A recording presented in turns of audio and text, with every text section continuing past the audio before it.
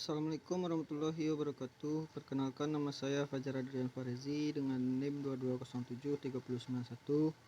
Baiklah, di sini saya akan mempresentasikan materi tentang Electrical Diesel Engine Control atau disingkat dengan EDIC. Salah satu solusi inovatif yang mendapat perhatian lebih adalah Electrical Diesel Engine Control, yang dimana EDIC adalah sistem kontrol yang menggunakan teknologi listrik dan elektronik untuk mengoptimalkan kinerja mesin diesel, melibatkan integrasi sensor-sensor canggih, unit kontrol elektronik atau ECU, dan aktuator-aktuator pintar. EDIC memberikan kemampuan untuk mengontrol variabel-variabel kunci seperti injeksi bahan bakar, tekanan turbocharger, dan pengapian dengan presisi yang tinggi. Rumusan masalah yang akan kita lakukan dengan materi ini yaitu mahasiswa belum mampu memahami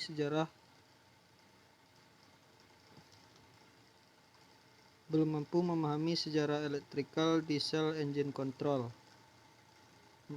Yang kedua, mahasiswa belum mampu memahami konsep dasar electrical diesel engine control. Yang ketiga, mahasiswa belum mampu memahami fungsi electrical diesel engine control. Yang keempat, mahasiswa belum mampu memahami cara kerja electrical diesel engine control. Yang kelima, mahasiswa belum mampu memahami jenis-jenis electrical diesel engine control. Dan yang terakhir, mahasiswa belum mampu memahami letak electrical diesel engine control. Tujuannya yaitu mampu mengetahui sejarah EDIC, mengetahui konsep dasar EDIC, mengetahui komponen EDIC, mengetahui cara kerja EDIC, mengetahui jenis-jenis EDIC, mengetahui di mana letak EDIC pada motor diesel. Manfaatnya, setelah mengikuti perkuliahan ini, kami bisa memahami sejarah electrical diesel engine control, memahami konsep dasar EDIC, memahami fungsi electrical diesel engine control, memahami cara kerja EDIC, mengetahui jenis-jenis electrical diesel engine control, mengetahui tata letak dari EDIC. Poin A yaitu sejarah electrical diesel engine control. Pada abad ke-20, mesin diesel konvensional digunakan secara luas di berbagai industri dan sektor transportasi. Kontrol mesin pada periode ini terutama bersifat mekanis dan didasarkan pada sistem pengaturan bahan bakar.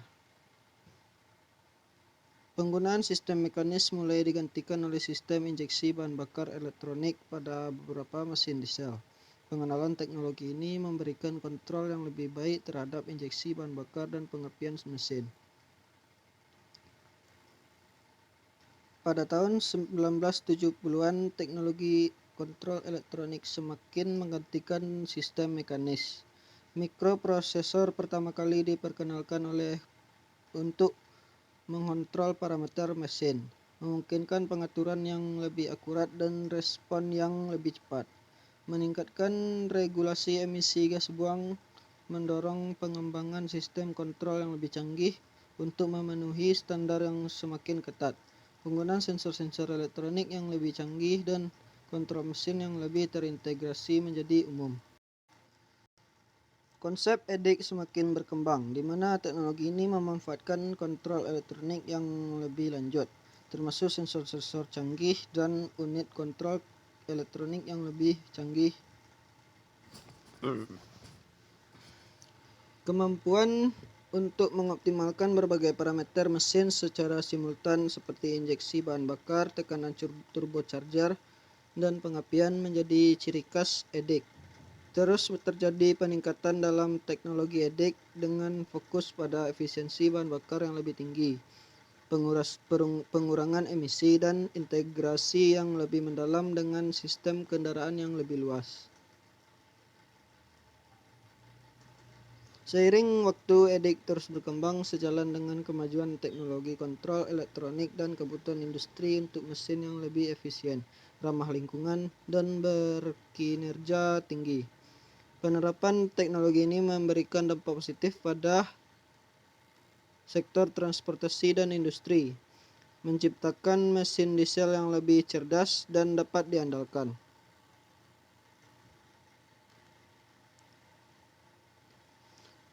Poin B, konsep dasar electrical diesel engine control.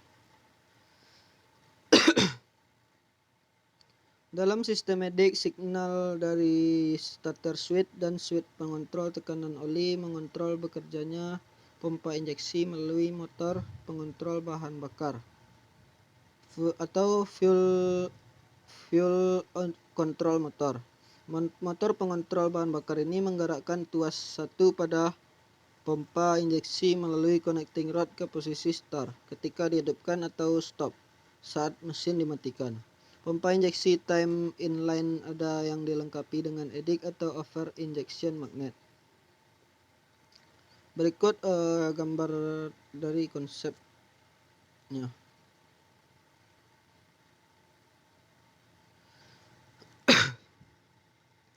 Selanjutnya poin C, yaitu fungsi electrical diesel engine control. Dengan aktifnya starter, maka sistem EDIC akan bertambah jumlah penginjeksian bahan bakar untuk menghidupkan mesin dengan lembut. Sistem EDIC mematikan mesin dengan memutuskan suplai bahan bakar saat starter switch diputar ke off. Sistem EDIC juga mematikan mesin dengan memutus suplai bahan bakar apabila tekanan oli mesin turun dengan rendah sekali. Hal ini mencegah terjadinya putaran balik pada mesin. Poin D, yaitu cara kerja electrical diesel engine control. Yang pertama, starter switch dari off ke start. Bila starter switch diputar ke posisi off ke posisi start, maka rotor berputar kemudian berhenti pada posisi start. Oleh karena itu, posisi tuas pompa dirubah dari stop ke start. Yang dimana relay nomor 1 on, relay nomor 3 on, motor mulai berputar. Dan menjadi plat pembatas menjadi ke posisi start, relay nomor 3 off, motor berhenti saat posisi start. Bila starter switch dalam posisi start, TR1 menjadi on setelah periode waktunya sesuai waktu tersebut diambil untuk pengisian kapasitor dalam sirkuit transistor, menyebabkan relay nomor 2 menjadi on atau poin pindah dari A ke B.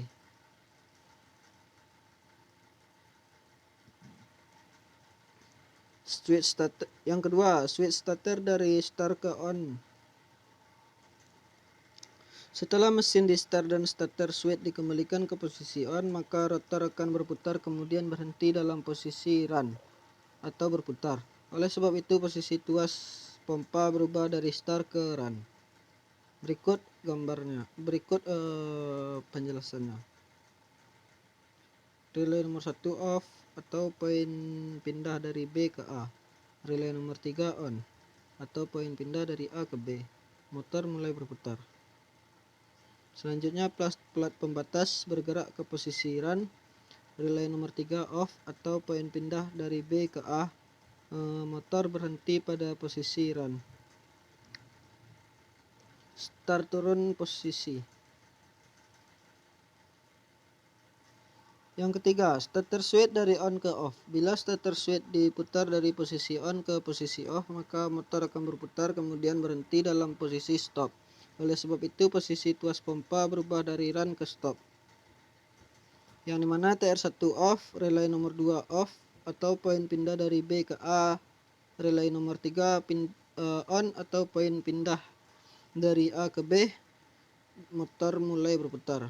Yang dimana limiter plat bergerak ke posisi stop, relay nomor 3 off atau poin switch dari B ke A, motor berhenti pada saat posisi stop. Berikut posisi dari run menuju stop. Yang keempat, pencegahan mesin berputar. Apabila mesin akan mulai terjadi putaran balik dengan tuas pompa dalam posisi run, maka motor akan berputar kemudian berhenti dalam posisi stop. Oleh sebab itu, posisi tuas pompa akan berubah dari run ke stop. Yang dimana tekanan oli turun di bawah 0,3 km per cm kubik atau 4,27 PSI, 29,41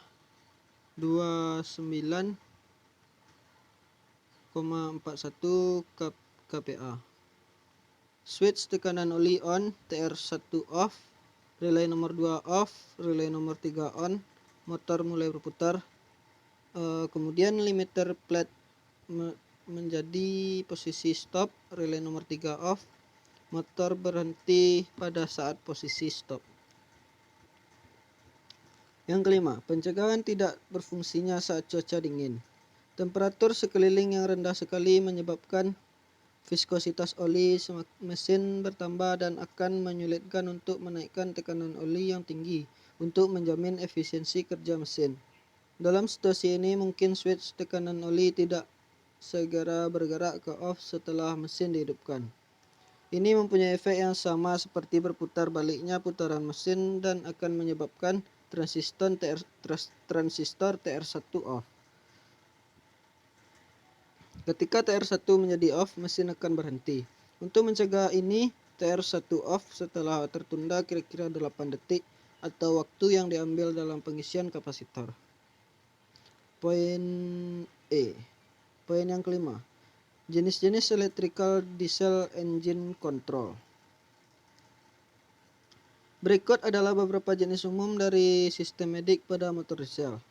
Yang pertama ada ECU. Sistem ini menggunakan unit kontrol elektronik untuk memonitor dan mengontrol berbagai fungsi mesin diesel, seperti pembakaran, bahan bakar, dan mengatur injeksi. ECU mengumpulkan data dari berbagai sensor dan mengirim sinyal ke aktuator untuk mengoptimalkan kinerja mesin. Yang kedua ada common rail injection system.